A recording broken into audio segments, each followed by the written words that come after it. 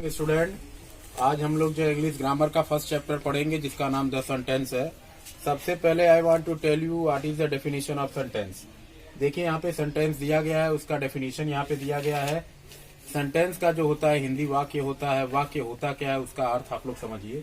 A group of words that make complete sense and meaningful is called sentence. इसका मतलब एक शब्दों का ऐसा समूह जो अपने आप में पूरा अर्थ देता हो और सही अर्थ देता हो, जिसका कोई अर्थ निकलता हो, उसे हम वाक्य कहते हैं।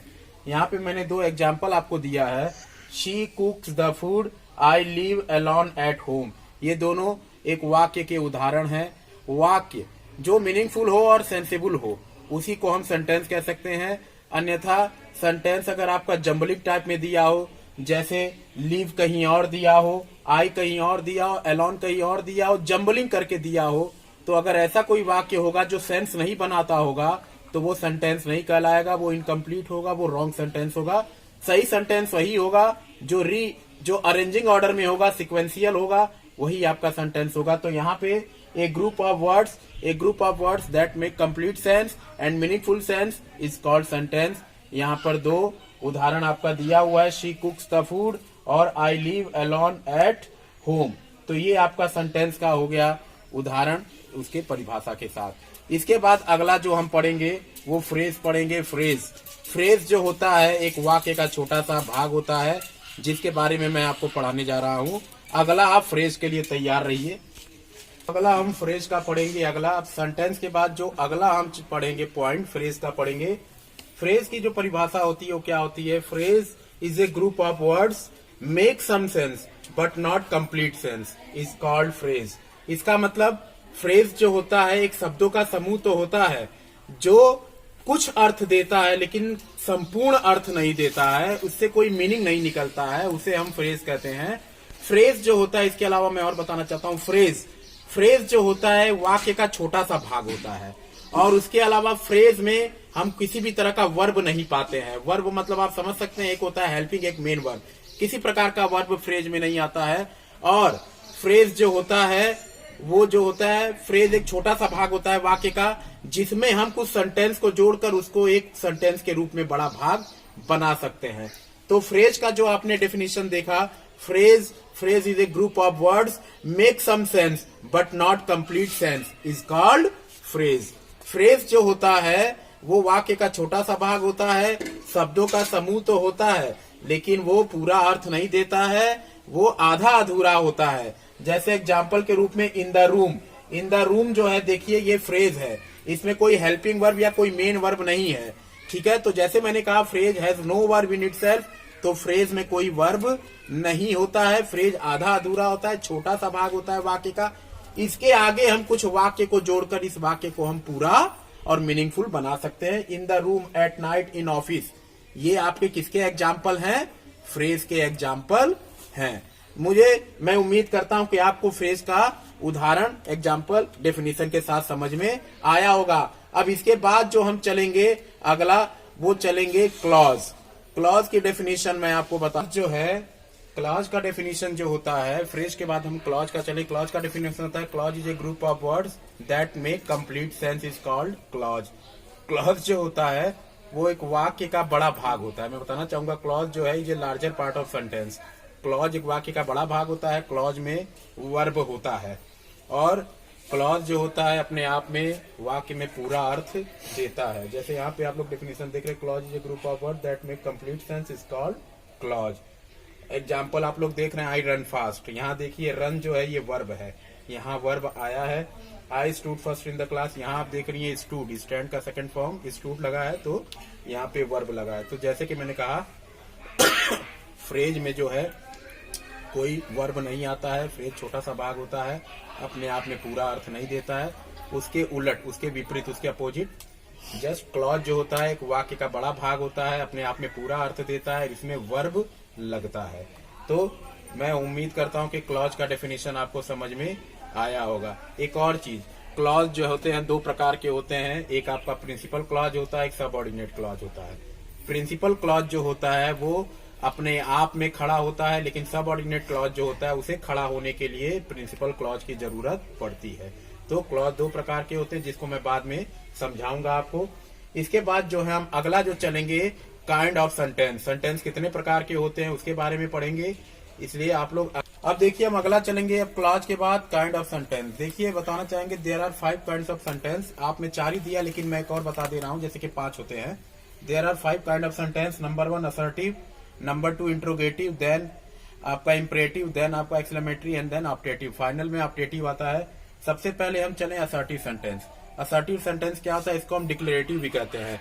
जो स्टेटमेंट हम डिक्लेयर करते हैं, विच स्टेटमेंट वी डिक्लेयर, ठीक है, जो हम सोचते हैं, what we think and we declare, हम अपने शब्दों में कहते हैं, we say in our word, उसे असर्टिव कहते हैं।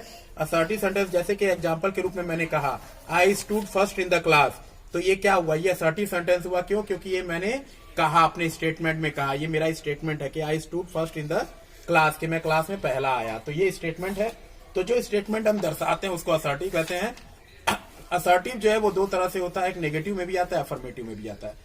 असर्टिव सेंटेंस अफर्मेटिव नेगेटिव दोनों में आते हैं।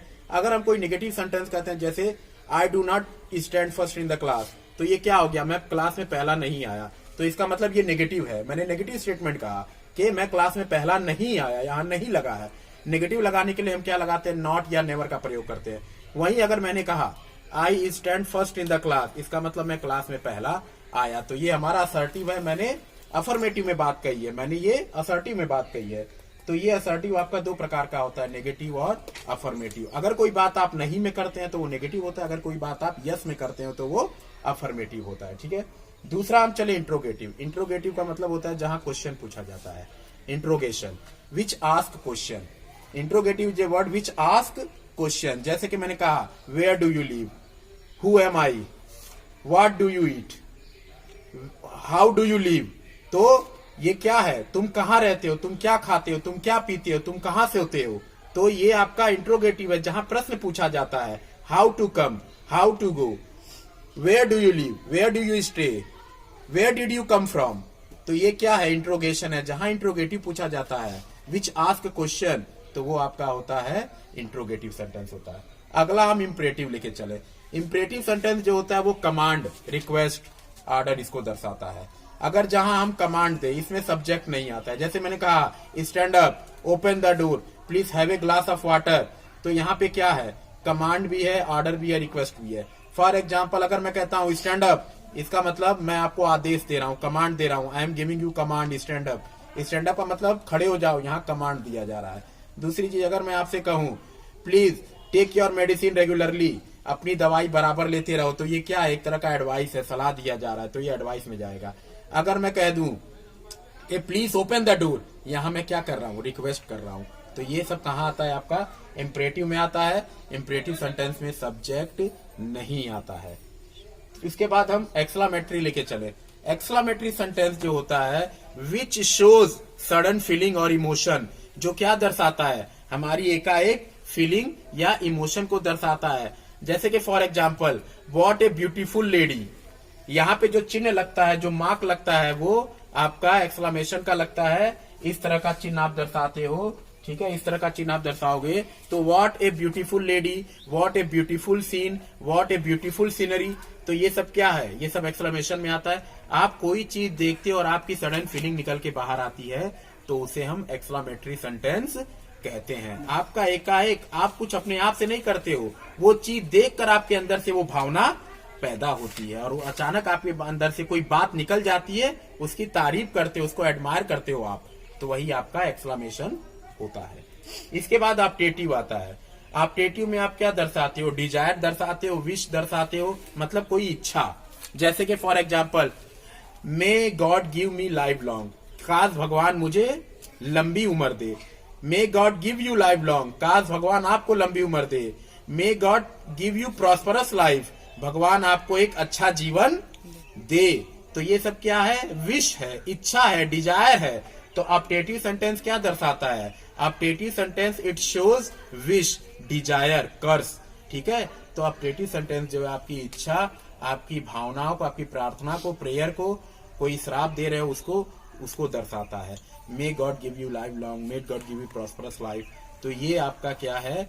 ये ऑप्टेटिव सेंटेंस में आता है। आई होप कि आप लोगों को ये समझ में आया होगा। You have understood what I taught you, I hope. ठीक है, अगला जो हम चलेंगे, now our next topic is parts of sentence. How many parts of sentence, sentence कितने भागों में। अब पार्ट ऑफ सेंटेंस अगला हम चलेंगे। काइंड ऑफ सेंटेंस के बाद अब पार्ट ऑफ सेंटेंस चलेंगे। जैसे कि part of sentence there are two parts of sentence, subject and predicate. तो what is the subject and what is the predicate? Now I am going to differentiate between both. What is the subject? What is the definition of subject? Subject is a first part of sentence that names person or thing we are speaking about। इसका मतलब होता है हिंदी में subject, जिसको हिंदी में हम कर्ता कहते हैं। ये होता क्या है कि, और दूसरा होता है प्रेडिकेट, विधेय होता है। कर्ता क्या होता है? सब्जेक्ट। सब्जेक्ट वाक्य का पहला भाग होता है, जो सबसे पहले आता है वो कर्ता होता है। वो कोई व्यक्ति या कोई चीज भी हो सकती है जिसके बारे में हम बोलते हैं या बोल रहे होते हैं। और दूसरा होता है विधेय। विधेय मतलब प्रेडिकेट, जिसको हिंदी में विधेय कहा जाता है। ये वाक्य का दूसरा भाग होता है जो सब्जेक्ट के बारे में कुछ कहता है, जो कर्ता के बारे में कुछ कहता है, उसको हम विधेय, प्रेडिकेट कहते हैं। अब इसके बाद जो हम समझेंगे कि सब्जेक्ट और प्रेडिकेट को हम कैसे अंडरलाइन करेंगे, कैसे उसको बांटेंगे। ठीक है, तो अब इसके बाद पार्ट ऑफ सेंटेंस के डेफिनेशन के बाद, सब्जेक्ट और प्रेडिकेट बताने के बाद अगला जो हम चलेंगे next, I am going to teach you कि what is the example of subject and predicate, how to identify what is subject and what is predicate. Now you are seeing on the board there are two sentences. First sentence is I stood first in the class. So I stood first in the class, there is a sentence, and now you have to identify which one is subject and which one is predicate. Now I am going to tell you, I am going to teach you कि which one is subject and which one is predicate. अब मैं यहाँ पे एक आपको दो वाक्य दिया है, दो एग्जांपल मैंने दिया हुआ है। इसमें अब आपको छांटना है कि सब्जेक्ट कौन सा है, प्रेडिकेट कौन सा है। I stood first in the class, जैसे कि मैंने सब्जेक्ट वाले में आपको बताया था कि पहला जो भाग होता है वो सब्जेक्ट होता है। तो यहाँ आई जो है आपका सेंटेंस का पहला भाग है, आई जो है वो आपका सब्जेक्ट होगा। इसके बाद जहां से आपका मेन वर्ड शुरू हुआ है, जैसे कि मैंने बताया प्रेडिकेट में जो दूसरा भाग होता है वो आपका प्रेडिकेट होता है। तो stood first in the class, stood से लेकर और क्लास तक, ये जो पूरा वाक्य होगा ये आपका प्रेडिकेट होगा। इसका मतलब जो पहला आपका सब्जेक्ट होगा वो आई, ही, कोई नाम, ये भी हो सकता है, माई नेम, ये आपका बता रहेगा। जो पहला भाग होगा ये आपका सब्जेक्ट का, वाक्य का, सॉरी, जो आपका वाक्य का पहला भाग होगा वो सब्जेक्ट होगा। बाकी जो अदर भाग होगा वो आपका प्रेडिकेट होगा। जैसे कि पहले एग्जाम्पल में I stood first in the class, फिर से मैं बताना चाहूंगा ये एग्जाम्पल कि आई जो है वो आपका पहला भाग है, तो ये सब्जेक्ट हो गया। इसके बाद stood first in the class, stood से लेके और क्लास तक जितना भी है आपका ये प्रेडिकेट में आएगा। इसके बाद नेक्स्ट एग्जांपल आप लोग समझे तो उससे और बेहतर तरीके से समझ में आएगा। माई नेम इज अनीस राय, तो जो माई नेम आप देख रहे हैं, माई और नेम ये एक साथ है, तो ये आपका सब्जेक्ट हो जाएगा। उसके बाद इज से लेके अनीस राय तक ये आपका प्रेडिकेट होगा। तो मैं उम्मीद करता हूँ ये आपको समझ में आया होगा। इसी के साथ आपका 10 सेंटेंस का जो पहला चैप्टर है वो समाप्त हुआ। अब जो एक्सरसाइज है उसको मैं आपको बाद में धीरे धीरे